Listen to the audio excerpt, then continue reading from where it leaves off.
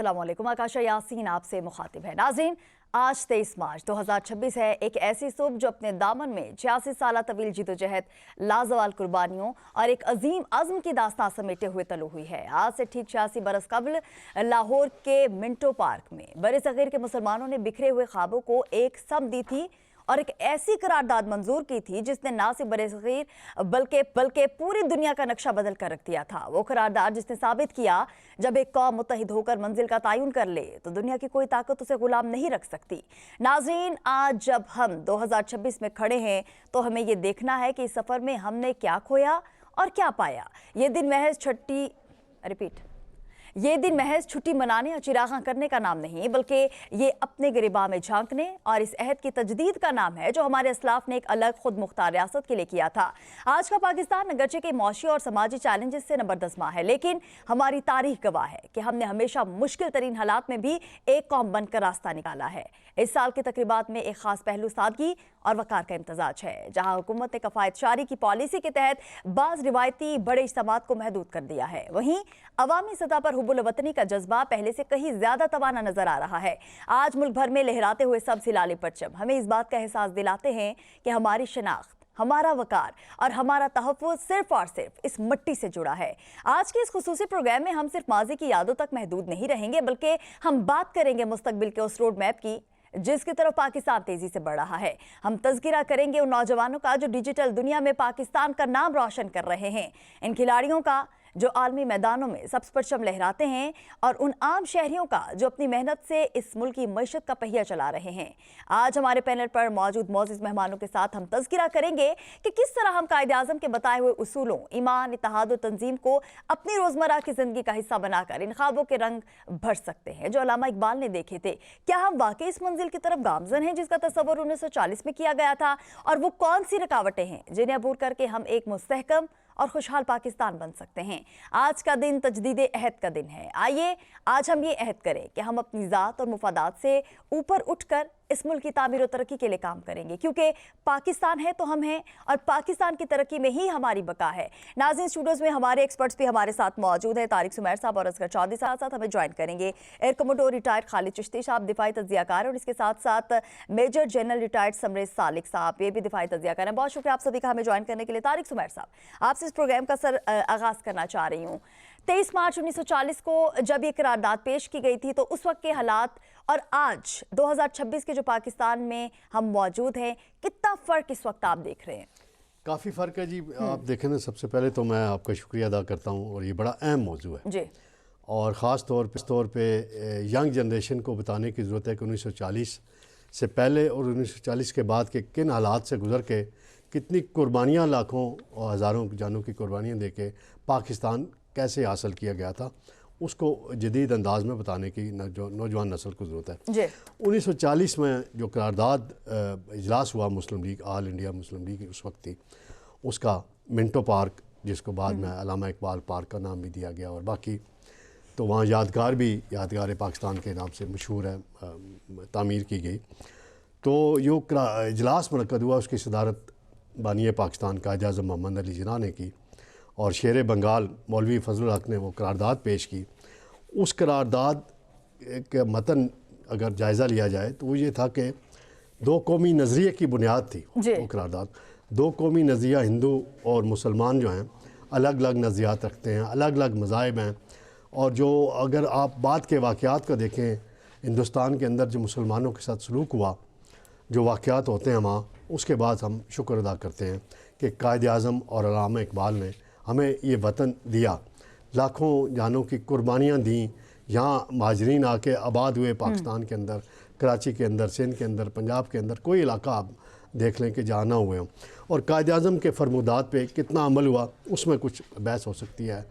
पाकिस्तान उस वक्त किन हालात में था, पाकिस्तान के कौमी ख़जाने में कितना पैसा था, पाकिस्तान का इंफ्रास्ट्रक्चर कितना था, पाकिस्तान की फ़ौज कितनी तादाद में थी, वो उस वक्त के हालात में देखा जाए तो बड़े चैलेंजेस का सामना था।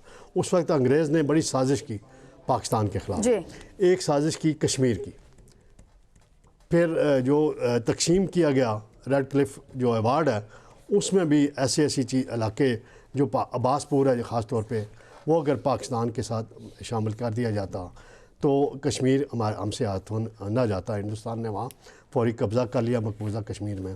वो फिर जब पाकिस्तान की मुजाहिदीन ने और फ़ौज ने वहाँ जवाब दिया और आज़ाद कश्मीर को आज़ाद कराया, तो इंडिया ख़ुद यूनाइटेड नेशन में गया और वो करारदाद आज तक हमारी पेंडिंग पड़ी हुई है। उस पर हम अमल दरामद कराने में हम कामयाब नहीं हुए। हमारी हर हुकूमत ने कोशिश की कि उस पर अमल दरामद हो जाए, आज तक सॉर्ट आउट नहीं हो सकी। जो कायद-ए-आज़म के फरमुदात थे उस पर हम अमल पूरी तरह नहीं कर पाए। हमारी अंदरूनी मसाइल रहे, सियासी मसाइल रहे, कुछ और मसाइल रहे, कुछ दुश्मन की साजिशें रहीं। तो हमें अब आगे बढ़ के उन फरमुदात पे अमल करने से ही हम आगे बढ़ सकते हैं मज़ीद, और कौम को सही रास्ते पे गामज़न करने की ज़रूरत है। मतलब सियासी इस्तेहकाम ना होने की वजह से आज जो हालात हैं, जो कायद-ए-आज़म मोहम्मद अली जिन्ना बानी पाकिस्तान जो थे, उनके फरमुदात थे, उन पर सही से अमल दरामद जो है वो नहीं हो सका। Major general retired Samresh Salik साहब, आप भी हमारे साथ मौजूद हैं। सबसे पहले तो बहुत शुक्रिया सर वक्त देने के लिए। सर, 1940 से 2026 तक के सफ़र को आप किस नज़र से देख रहे हैं, और उसके साथ हम देख रहे हैं कि जो ख्वाब पाकिस्तान को लेकर देखे गए थे, क्या वो ख्वाब पूरे हो चुके हैं, या कौन सी ऐसी चीज़ें हैं जो आज तक पूरी नहीं हो पाई, और पाकिस्तान में कौन से ऐसे हालात, सियासी इस्तेहकाम कर लें, मौशी इस्तेहकाम कर लें, अगर ये चीज़ें आ जाती हैं तो वो जो ख्वाब है वो पूरे हो जाएंगे पाकिस्तान को लेकर?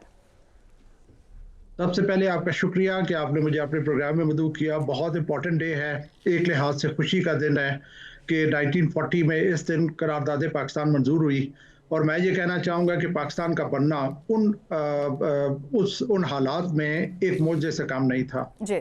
पाकिस्तान जो है वो, मैं यहाँ पे कोट करना चाहूँगा, ये मेरी बुक है फाइटिंग शैडोज, जो कि 2019 में लॉन्च हुई, जिसमें मैंने सारा ये चार्ट आउट किया हुआ है कि कैसे पाकिस्तान किन हालात में बना और किन हालात में सर्वाइव हुआ।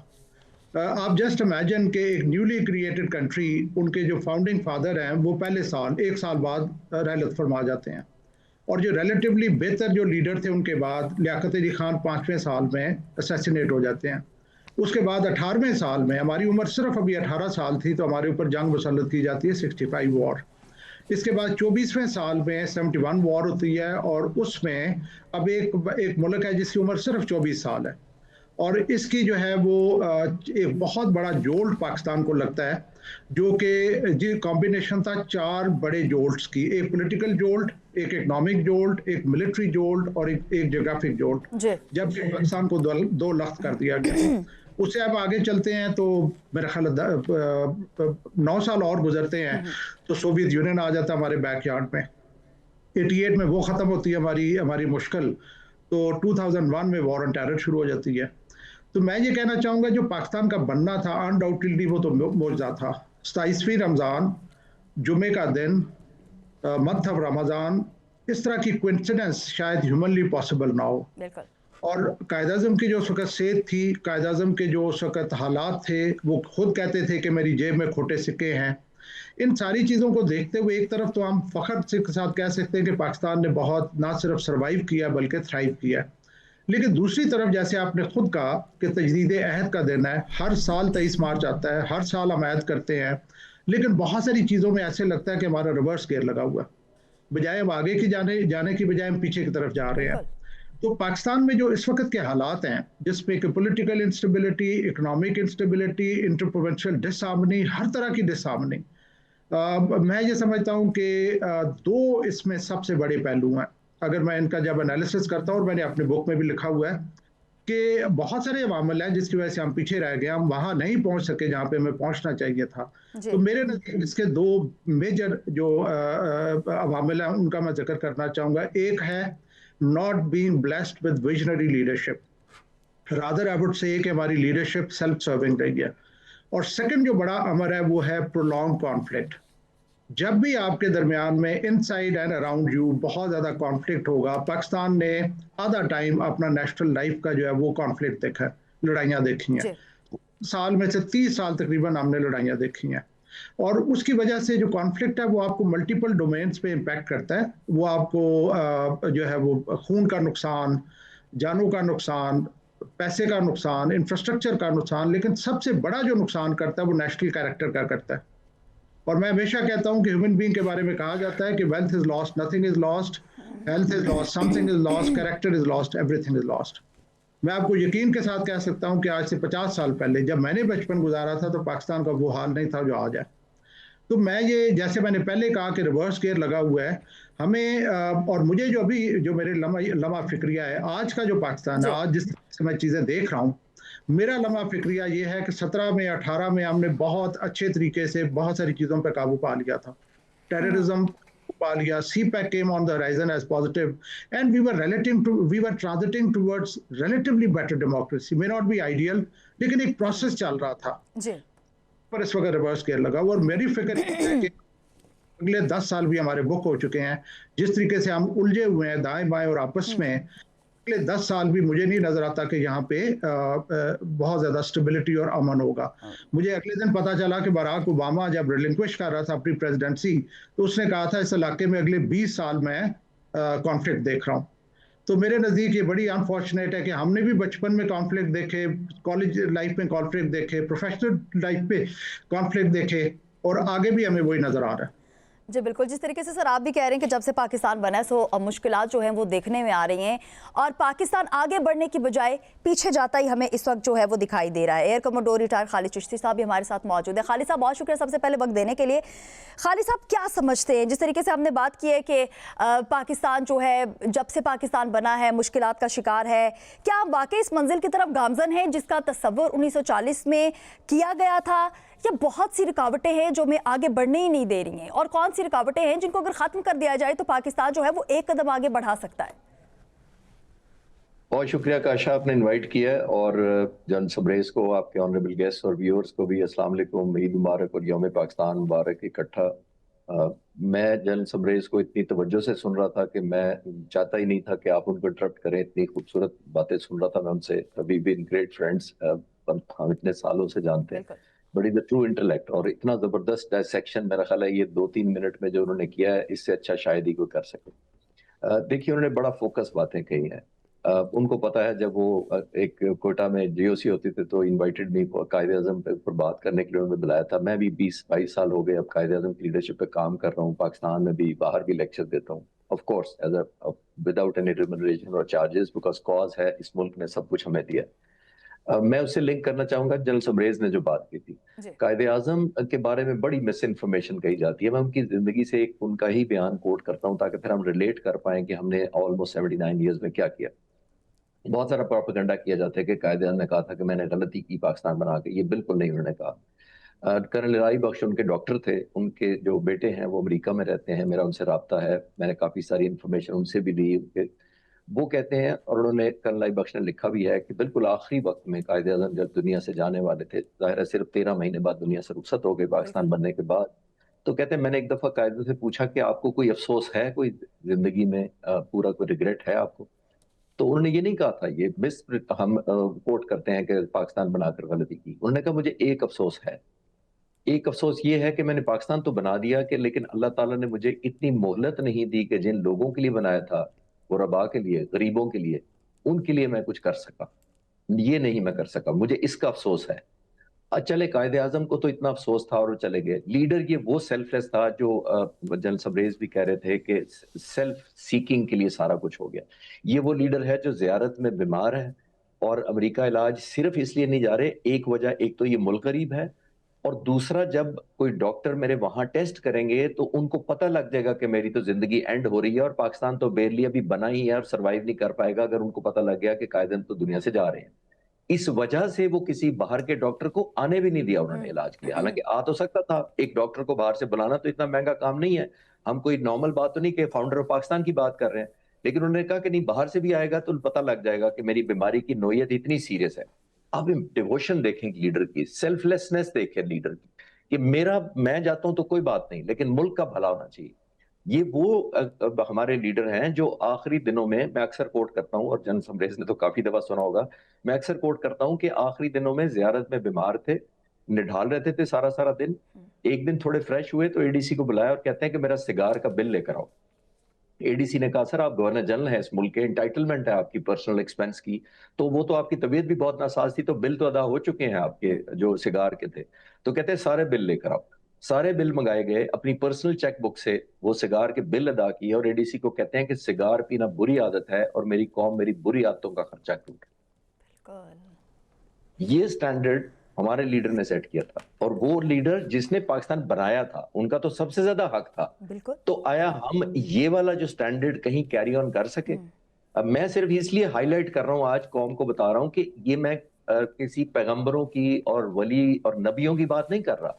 मैं 78-80 साल पहले हमारे ही दरमियान एक बैरिस्टर की बात कर रहा हूं जो हम जैसा इंसान था, उसने वो स्टैंडर्ड से।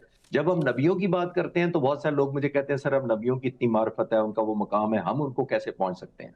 लेकिन मैं 78 साल पहले के एक शख्स की बात कर रहा हूं, तो उस तक तो पहुंचना इतना मुश्किल नहीं है अगर हम कोशिश करें तो नंबर वन, अगर मैं अक्सर आखिरी जुमला मैं इस पर कहना चाहूंगा कि कायदे आजम, मैंने कोई 23 साल हो गए रिसर्च कर रहा हूँ, मुझे कोई पूछता है कि कायदे आजम की एक सिर्फ बता दें सिर्फ आप, कि जो एक, तो मैं वही कहूंगा जो जज सबरेज ने की है। मैं कहता हूं कि कायदे आजम में एक चीज थी, सेल्फलेसनेस।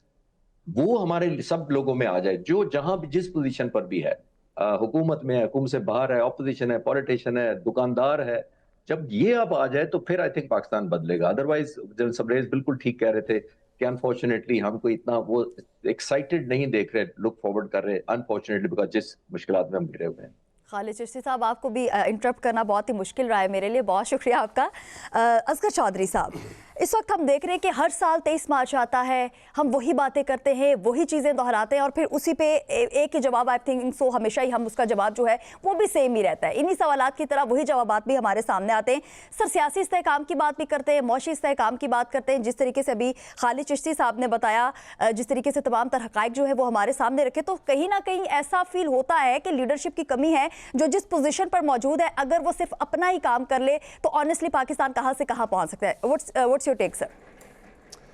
जी, बहुत शुक्रिया काशा, और ईद मुबारक, यौम पाकिस्तान मुबारक। और बिलखुसूस आज जो मेहमान हैं, मैं जो खालिद चिश्ती साहब को बता दूं कि मैं इनका ये मेरे बड़े फेवरेट एनालिस्ट है और मैं लेट नाइट तक इन्हें सुनता रहता हूँ। और ये जो करंट सूरत हाल चल रही है आजकल, उसमें देखिए काशा, आज बहुत अहम दिन है और मेरे लिए इसलिए बड़ा अहम दिन है कि एक हमारा अज़ली दुश्मन है और बड़ा वो जब बढ़ के मैं आम फेम बात करूँगा, बड़ी जब बढ़ के मारता था और अपनी 56 इंच की छाती का जिक्र भी करता था, तो 10 मई को फिर हमने बता दिया उसे कि पाकिस्तान क्या है, पाकिस्तानी कौम क्या है। बिलाशुबा बहुत से मसाइल रहे होंगे, सियासी अदब इस्तेकाम है, सब कुछ है, लेकिन जो जवाब हमने उसे इस मई में दिया है ना, उसके बाद एक नया पाकिस्तान पूरी दुनिया में उभर के आ गया है। आपको याद होगा कि यही हमें कहते थे कि हम दुनिया भर में भीख मांगने के लिए जाते हैं। और फिर अगर आज के हालात के तनाज़र में हम इसको देखें, आज जो बिलखुसूस मिडिल ईस्ट में बनी हुई है और फिर जिनके साथ हमने 40 साल तक एहसान किया था और जो कुछ उन्होंने जवाब में हमें दिया, उनके साथ आजकल जो हमारा चल रहा है क्लैश, आज हम बड़े सुकून से सो रहे हैं। खरबों डॉलर जिन्होंने खर्च किए थे ना और कसीरुल मंजिला इमारतें बनाई थी, हर आसाइश उन्होंने ली थी। हमें बड़ी खुशी है कि हमारे बुज़ुर्गों ने गुर्बत काटी, पेट पर पत्थर बांधे, मगर मेरे मुल्क का दफ़ा बड़ा मजबूत कर दिया। कितने ख़तरात हैं, आप पूरे इस रीजन को देख लें, लेकिन अल्हम्दुलिल्लाह मेरा पाकिस्तान बड़ा सेफ़ है। सिर्फ़ एक चीज़ का मुझे है कि पता नहीं मेरे मुल्क में सियासत रियासत के ऊपर क्यों है। रियासत है तो सियासत होगी ना भैया आपकी।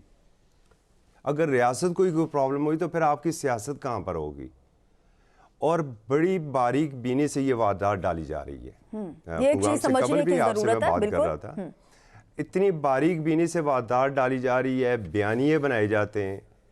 क्या दुनिया के किसी और मुल्क में भी इस तरह होता है? अभी हम खबरें सुन रहे थे, दुबई में कुछ लोगों को सज़ा हुई है क्योंकि जी उन्होंने कुछ तस्वीर और वीडियोस शेयर की है। मेरे मुल्क में तो सब कुछ होता है। और फिर वो बाबा कौम की एक बात कोट हुई ना कि मेरी जेब में खोटे सिक्के हैं। बदकिस्मती से इस वक्त हमारे यहाँ वो खोटे सिक्के बहुत ज़्यादा हो चुके हैं। हमें फ़ख्र करना चाहिए, हम एक मजबूत कौम है और हमने देखें दुनिया की तारीख में ये जनरल साहब भी और चिश्ती साहब भी इसके ऊपर रोशनी डालेंगे।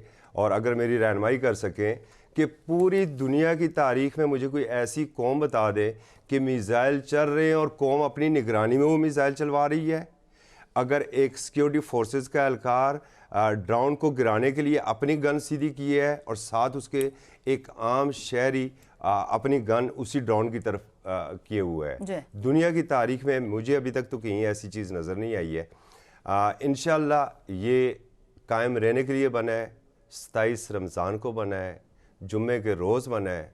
आज तक देख ले कितनी साजिशें हो चुकी हैं और इंशाअल्लाह ये कायम और दायम रहेगा। और ये मेरा जो सबज़ अलाली है ये सरबुलंदी रहेगा। तो मज़ीद में अपना वक्त जो है वो आज मैं जनरल साहब और खालिद चिश्ती साहब को देना चाहता हूँ। वो लीडर्स और आज के जो अवाम है वो बिल्कुल नहीं मिल सकते, क्योंकि पाकिस्तान है तो हम हैं और पाकिस्तान की तरक्की में ही हमारी बका है। सिर्फ सोचने की ज़रूरत है, क्योंकि हम हमेशा से बात तो कर रहे हैं कि पाकिस्तान जो है बन गया है, एक ख्वाब जो देखा गया है वो पूरा हो गया है, लेकिन हमारे क्या फ़राइज़ हैं उन चीज़ों को समझने की ज़रूरत है। यहाँ पर वक्त हुआ एक शॉर्ट ब्रेक का, हमारे साथ रहिए।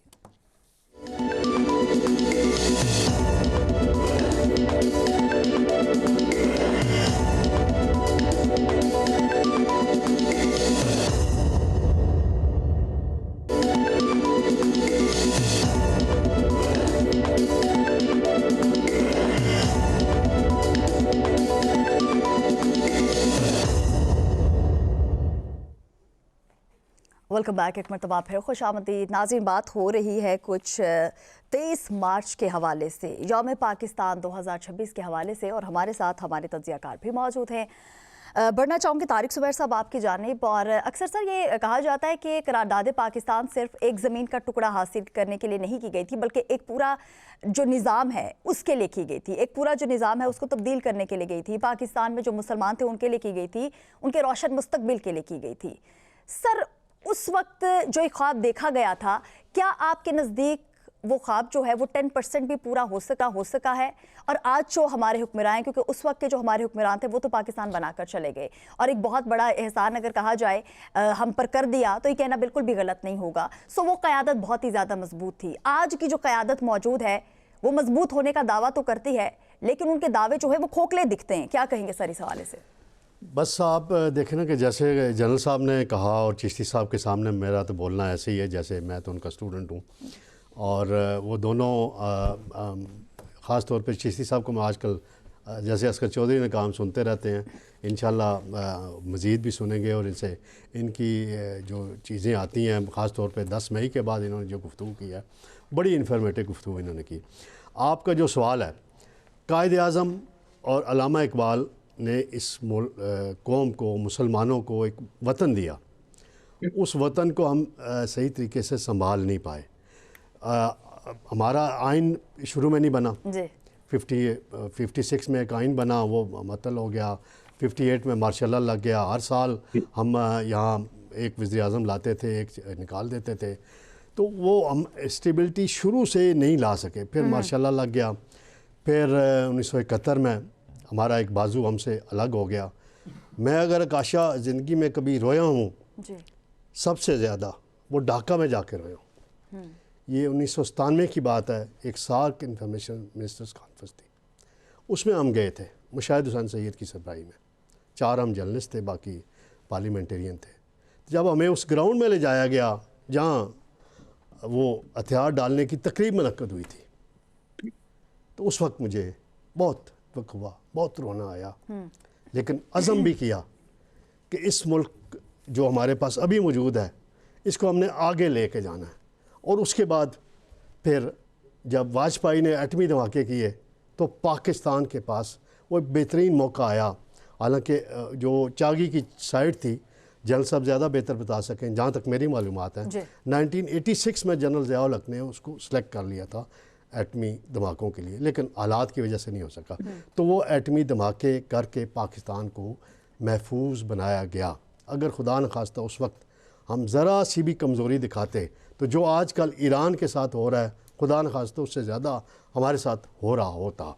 मैं उसको उस वक्त की पॉलिटिकल लीडरशिप, नवाज शरीफ का किरदार, जुल्फ़िकार अली भुट्टो का किरदार, डॉक्टर AQ खान साहब का किरदार, समरमंद मुबारक साहब का किरदार, मुझे चागी के उन पहाड़ों के अंदर भी, उस सुरंग के अंदर भी जाने का इत्तेफाक हुआ एटमी धमाकों के बाद जब एक विज़िट हुआ।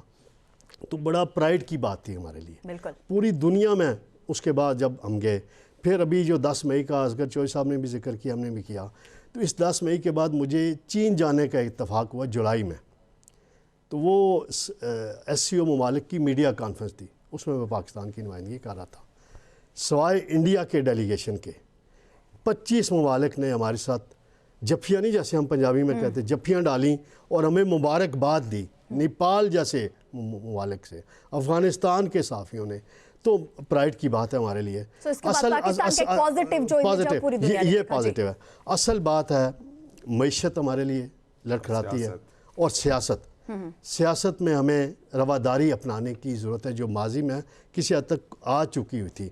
यहाँ जनरल साहब ने हवाला दिया 17 और 18 तक हालात दहशतगर्दी के हवाले से बहुत बेहतर हो गए थे। उसके बाद कुछ गलत फैसले हुए, जिसकी वजह से अफगानिस्तान से दोबारा दहशतगर्दी एक्सपोर्ट होके आई। वो एक अलग डिबेट है, उस पर अलग से बात कर लेंगे। समर सालिक साहब, हमारी आबादी का एक जो बड़ा हिस्सा है वो नौजवानों पर मुश्तमिल है, जो डिजिटल दौर के जो तकाजे हैं इनसे जुड़ा हमें दिखाई देता है। सर, इन नौजवानों को 23 मार्च के पैगाम से जोड़ने के लिए हमें अपने जो एक बयानिया है उसमें क्या तब्दीलियाँ लानी चाहिए ताकि ये हमारे जो नौजवान हैं कुछ कर सकें मुल्क के लिए? जी, थैंक यू वेरी मच। सबसे पहले कहना चाहूँगा कि I am really enjoying this discussion. Khalid Chishti साहब मेरे इंस्ट्रक्टर रहे हुए हैं, I owe a lot to him. जो कुछ मैं हूँ मैं अपने इंस्ट्रक्टर्स की वजह से हूँ। मैं यहाँ पे ये कहना चाहूँगा कि बहुत सारे ऐसे पहलू हैं जिनको हम देखते हैं डिस्पैशनेटली, तो बहुत फ़ख्र होता है कि पाकिस्तान ने ये सफ़र बहुत खूबसूरत तरीके से तय किया है। पाकिस्तान के बारे में कहा जाता है कि इसमें हर वक्त ग्लूम एंड डूम की सिचुएशन थी। जैसे मैंने शुरू में कहा कि पाकिस्तान का बनना एक मौजज़ा था, और पाकिस्तान को मैं इस तरीके से इक्वेट करता हूँ कि like a newly born child thrown in the extreme cold weather of Quetta on the roadside. So हर कोई देख रहा था कि ये अभी पैरिश हुआ। उन वसाइल के साथ, लीडरशिप की डिसअपीयरेंस के साथ पाकिस्तान ने सर्वाइव किया, और शायद ही कोई मुल्क ऐसा दुनिया में होगा जिसने 40 साल में अपनी नेशनल लाइफ में न्यूक्लियर कैपेबिलिटी हासिल की, वो भी मैं कहूँगा कि ऐसे तरीकों से जो कि नॉर्मल नहीं थे। हैविंग सेड दैट, पाकिस्तान के बारे में आज ये कहा जाता है कि आज का पाकिस्तान कोकोनट की तरह है, बाहर से बहुत हार्ड है, अंदर से बहुत सॉफ्ट है। दैट मीन्स कि बाहर की जो हमारे चैलेंजेस हैं उनको तो हम बहुत अच्छे तरीके से नबर्द आजमा रहे हैं। हमने इंडिया को बहुत बुरी शिकस्त दी जो हमारे से बहुत बड़ा था, लेकिन जो अंदर की हमारी वल्नरेबिलिटीज हैं वो भी हम सबके सामने हैं। अब हम जो है इन 77 साल में ना अपने कॉन्स्टिट्यूशन को मैच्योर कर सके हैं, आज भी हम उस पर लगे हुए हैं। ना हम अपने पॉलिटिकल सिस्टम को मैच्योर कर सके हैं, आज भी उस पर लगे हुए हैं। ना हम जो है वो जुडिशल सिस्टम को मैच्योर कर सके हैं, आज भी उस पर लगे हुए हैं। सो ये जो चीज़ें हैं, और दुनिया में ये एस्टेब्लिश नॉलेज है कि पॉलिटिकल स्टेबिलिटी आपको इकोनॉमिक स्टेबिलिटी की तरफ लेके जाएगी, वाइस वर्सा नहीं हो सकता। हम जो एक पॉलिटिकल इंस्टेबिलिटी फेस कर रहे हैं पिछले 3 साल से, तो मेरे नज़दीक हमने 3 साल में तजर्बा कर लिया है कि इकोनॉमिक स्टेबिलिटी तो नहीं आ रही। सो हमें ये रास्ता बदलना होगा, और हमें पॉलिटिकल स्टेबिलिटी के थ्रू इकोनॉमिक स्टेबिलिटी पे जाना पड़ेगा। दूसरी बात जो आपने जिक्र किया है, बहुत अच्छी बात है, हमें अपने यंग जनरेशन को बताना है कि क्या सही रास्ता और क्या गलत रास्ता है। लेकिन उस पर देखिए, सबसे बड़ा अमर यह है कि हम क्या कर रहे हैं, वो हमें देख रहे हैं कि हम क्या कर रहे हैं। हम जो बड़ी जनरेशन है, हम एक तो है कि हम उनको मोटिवेशनल टॉक्स देते रहें, दूसरा ये कि हम एक्शन ऐसे लें कि वो खुद ब खुद मोटिवेट हों कि this is the right way of doing. Quaid-e-Azam के फरमुदात को आप एक तरफ एक लिस्ट डाउन कर लें, इस्लाम हमें क्या कहता है वो लिस्ट डाउन कर लें, अल्लामा इकबाल के फरमुदात क्या थे, रसूल करीम सल्लल्लाहु अलैहि वसल्लम के फरमुदात क्या थे, उनको देखेंगे तो हम डायमेट्रिकली ऑपोजिट लाइन में खड़े हैं। सो सेल्फलेस लीडरशिप, एक दूसरे का हकूक़ का ख्याल रखना, किसी का हक नहीं मारना, जस्टिस करना, फेयर प्ले करना, मेरिट को फॉलो करना, ये सब चीज़ें आपके सामने हैं। Now I come to the point. मैं अपने यूथ को क्या कहता हूँ, जहाँ पे भी मैं जाता हूँ, मैं ये कहता हूँ कि हमने अनफॉर्चुनेटली अपने जो फाउंडिंग फादर्स थे उनको अपने अलमरा में बंद कर दिया। हम पढ़ते हैं शेक्सपियर को, हम पढ़ते हैं नीत्शे को, हम कायद-ए-आज़म और अल्लामा इकबाल को नहीं पढ़ते।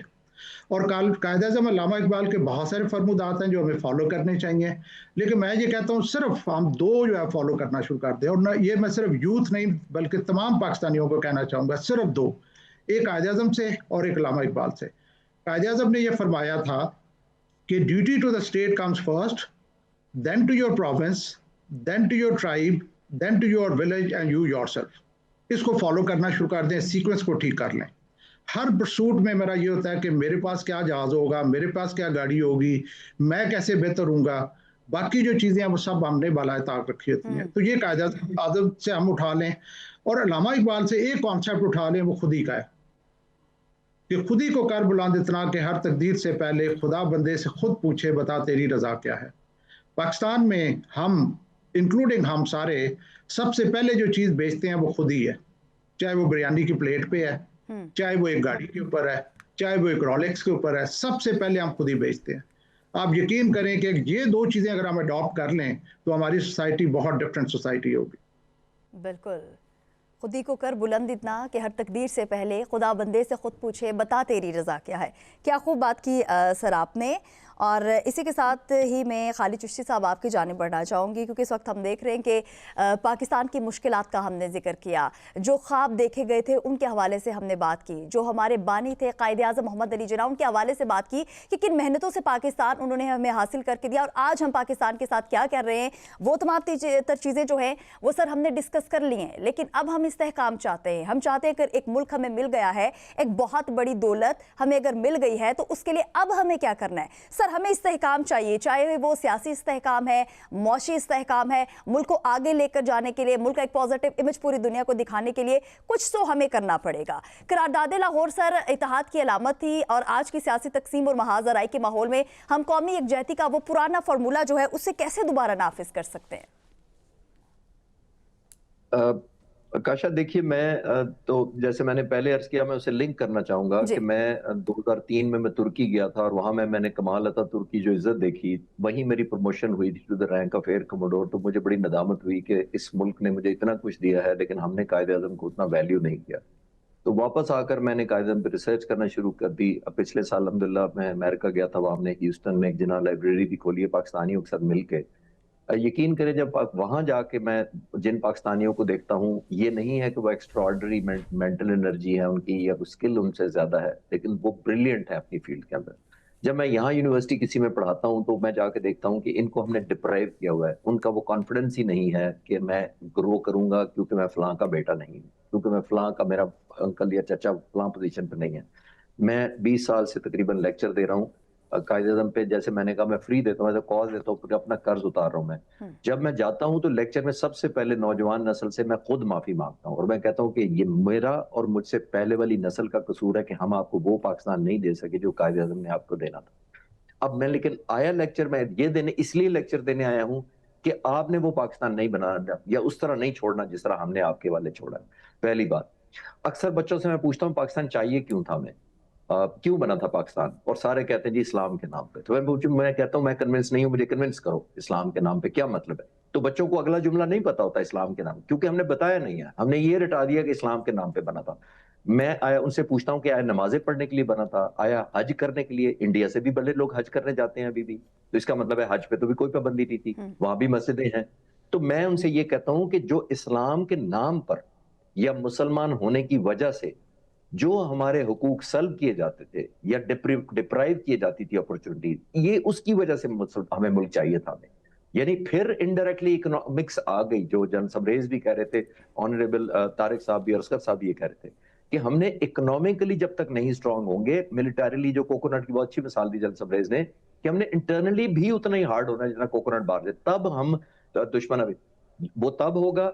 हम यूथ को ये ट्रस्ट देंगे कि चाहे वो किसी माली का बच्चा हो, दुकानदार का बच्चा हो, जनरल का बच्चा हो, ब्यूरोक्रेट का हो, जज का हो, इक्वल अपॉर्चुनिटी आया हम अभी दे सकते हैं। इक्वल अपॉर्चुनिटीज, हैव और हैव नॉट का गैप बढ़ता नहीं जा रहा। तो पाकिस्तान 78 साल में, जो पहले सवाल के जवाब में मैंने कहा, कायदे को तो अफसोस ही यही था कि मैं उन लोगों के लिए जिनके लिए बनाया था कुछ नहीं कर सका। एक लीडर हमारा बाहर इलाज कराने नहीं जा रहा कि बाहर के लोगों को मेरी बीमारी पता लग जाएगी तो मुल्क का सालमियत खतरे में पड़ जाएगी। हमारा वो लीडर है जिसको शेफ बुलाया गया लाहौर से, ममदोट हाउस से कोयटा ज़ियारत पहुंचाया गया जहाज पे, क्योंकि उनकी लाइफ थ्रेटनिंग थी, खा नहीं रहे थे, उनका पसंदीदा कुक बुलाया गया। और जब खाना बनवाया तो बगैर बताए कि हमने शेफ लाहौर से बुलाया, खाना दिया गया, खाना खा लिया। एडीसी को अंदर बुला के पूछा कि खाना किसने बनाया था, क्योंकि बड़े दिनों बाद पेट भर के कादिर ने खाना खा लिया था।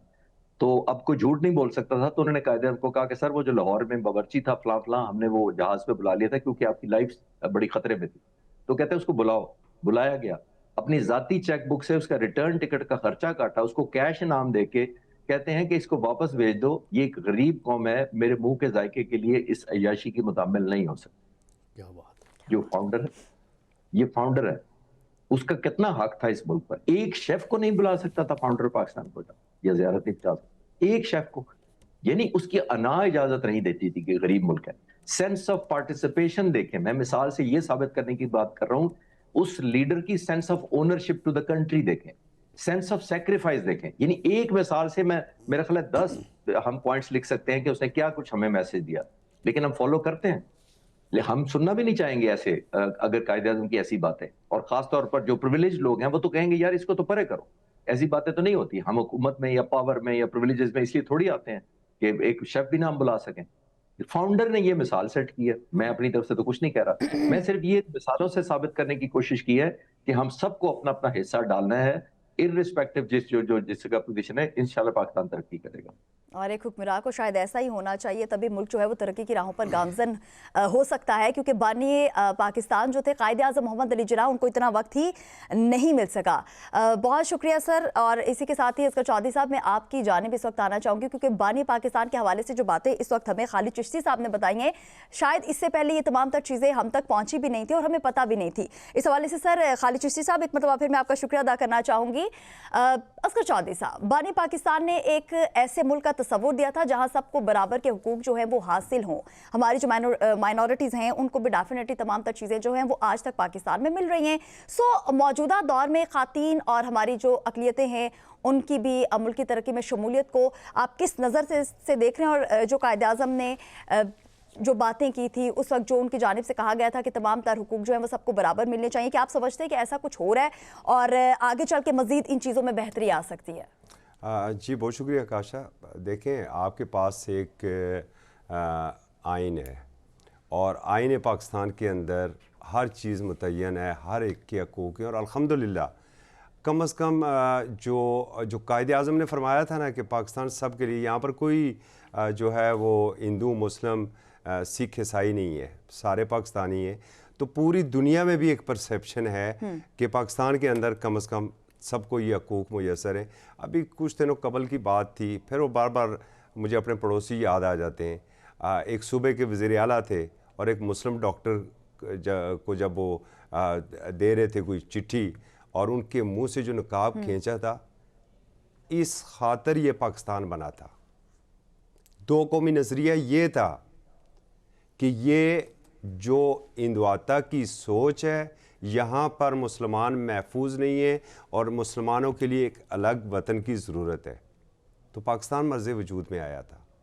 लेकिन फिर घूम फिर के सवाल वहाँ पर ही आ जाता है कि जिस मकसद के लिए हमने ये पाकिस्तान बनाया था। देखिए, पाकिस्तान कायदे आज़म कौन थे? कानूनदान थे ना, एक पॉलिटिशियन थे। बंदूक के ज़ोर के ऊपर तो नहीं बनाया था। तो चलाना किसने था ये पाकिस्तान? पॉलिटिशियन ने चलाना था ना। पॉलिटिशियन क्यों नहीं चला सके पाकिस्तान को आज तक? मुझे आकाशा ये तकरीबन 24 साल हो रहे पार्लियामेंट को कवर करते हुए, और आप बिलीव करें कि जब भी कोई बजट स्पीच होती है ना, वहाँ पर वो बड़ी अहम स्पीच होती है, तो एक जुमला उसके अंदर बड़ा होता है कि पाकिस्तान नाजुक दौर से गुजर रहा है। भाई, ये आपके लिए नाजुक दौर ये कब ख़त्म होगा? अभी जिस तरीके से चिश्ती साहब फरमा रहे थे बाबा कौम के बारे में कि वो अपने सगार का बिल भी दे रहे, वो जो आया था कुक, उसका रिटर्न टिकट अपने चेक बुक से दे रहे। आपके लल्ले तलल्लों से तो पब्लिक अकाउंट कमेटी के ऑडिट पैरेज भरे हुए हैं। कभी आप भी अपने ऊपर ये गौर करेंगे हुजूर कि आपकी रिस्पॉन्सिबिलिटी क्या है कौम को आज एक कफ़ायत जारी की? और मुझे इस दफ़ा मुझे इसके ऊपर अफसोस है। मैं इस मरतबा अपनी 23 मार्च की परेड ज़रूर देखना चाहता था। क्यों? कि हम अपने असली दुश्मन को उस 10 मई की याद ताज़ा करवाना चाहते थे। आपने कह दिया जी कफ़ायत जारी पॉलिसी है, जी कफ़ायत जारी पॉलिसी है, तो इस वजह से ये तकरीब हम मनसूख कर रहे हैं। भाई अगर कफ़ायत शारी करनी है तो अपने ऊपर करें ना, अपने बजट के ऊपर आप कट लगाएं।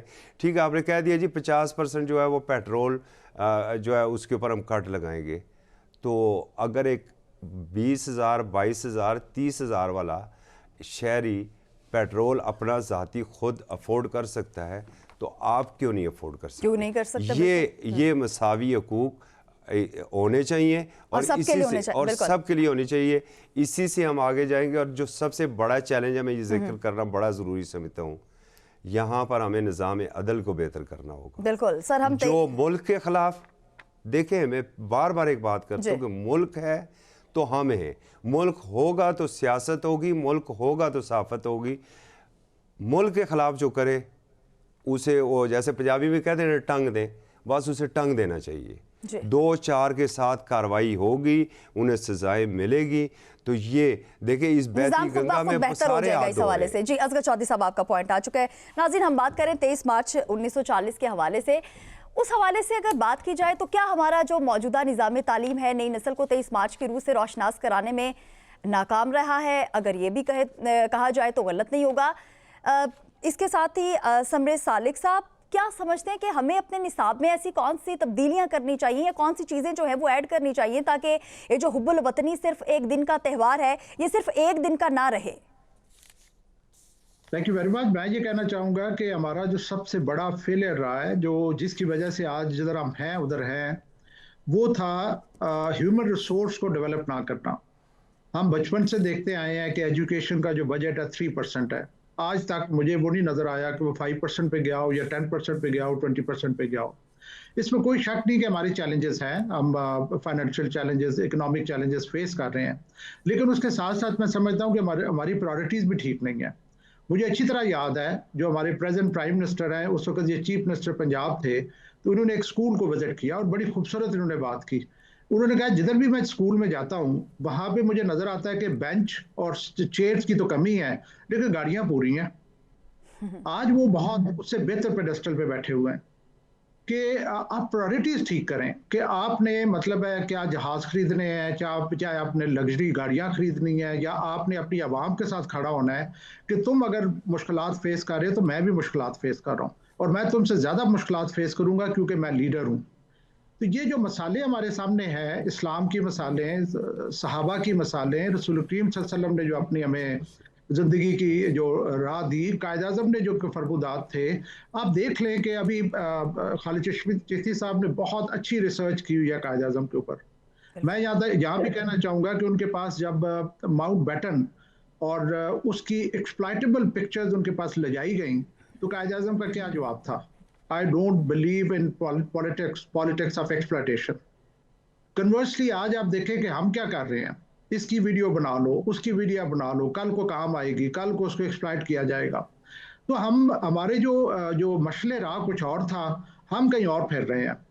तो ये जो एजुकेशनल हमारा सिस्टम है, इसमें डेफिनेटली हमें, क्योंकि हमारी एक हिस्ट्री है, वो हमने अपने बच्चों को बताना है, लेकिन हर दफ़ा हमें ऐसा नज़र आता है कि ह्यूमन राइट ऑर्गेनाइजेशंस को खुश करने के लिए, फलाह को खुश करने के लिए हम अपने निसाब को जो है वो बदलते रहते हैं। और दूसरा हकीकत आप देखें कि 2 क्रिटिकल स्ट्रीम बन चुकी हैं पाकिस्तान में।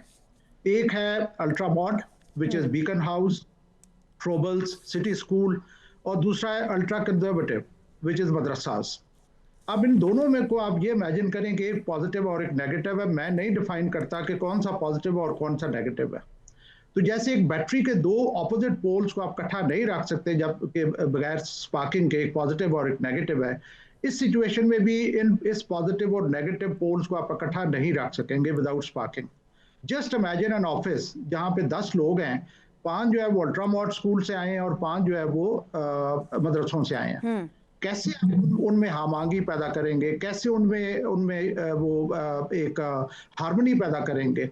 तो एक यूनिफॉर्म इस पे एफर्ट हुई, मैं बरमला कहना चाहूँगा, इस पे एफर्ट हुई, लेकिन ये कि बहुत सारे केसेस में हम 2 कदम आगे जाते हैं और 4 कदम पीछे जाते हैं। तो जब तक हम ह्यूमन रिसोर्स पे फोकस नहीं करते, मैं एक छोटी सी बात करना चाहूँगा आखिर में कि नेशन जो बनती हैं वो ना हिस्ट्री से बनती हैं और ना कुदरती वसाइल से बनती हैं। अगर कुदरती वसाइल से बनती तो आज ऐसी नेशंस हैं जिनके बेइंतहा मालो माल हैं वो, लेकिन वो ग्रेट नेशन नहीं है।